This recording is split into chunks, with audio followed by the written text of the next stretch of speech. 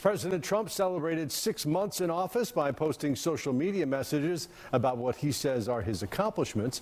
Fox's Mark Meredith is at the White House tonight with the latest. Tonight, the stock market is reaching record highs. The White House calling it proof 6 months in, MAGAnomics is working. We've had the most successful 6 months of any administration. The president has delivered on his two core campaign promises: defeat inflation and secure the homeland in record time. Now, some of President Trump's allies want more growth faster as they pressure the Federal Reserve to lower interest rates as soon as possible. Florida Congresswoman Anna Paulina Luna is the latest lawmaker to criticize Chairman Jerome Powell. Luna wants Powell prosecuted. She claims he lied to Congress about Fed facility renovations estimated to be over budget by $700 million.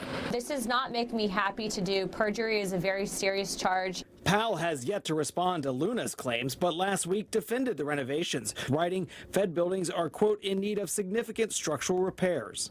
Today, White House aides told Fox Powell's job is safe. Will Powell be allowed to finish his term as Federal Reserve Chairman or not? He has no plans to fire the Fed chair, but he has been very transparent in expressing his displeasure with Jerome Powell's management of the Fed and also his policies. Democrats say the president's first 6 months are nothing worth celebrating. Los Angeles Mayor Karen Bass among those critical of Trump's immigration crackdown. If you ask me, is there anything that they have done good in terms of immigration? I don't know. I don't think so. And as Democrats search for a new leader, today former first son Hunter Biden is back in the spotlight 1 year to the day after his dad dropped out of the 2024 race.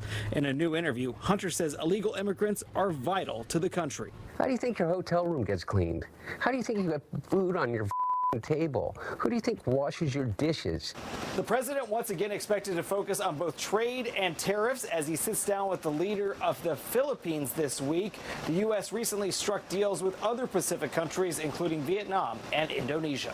At the White House, Mark Meredith, Fox News.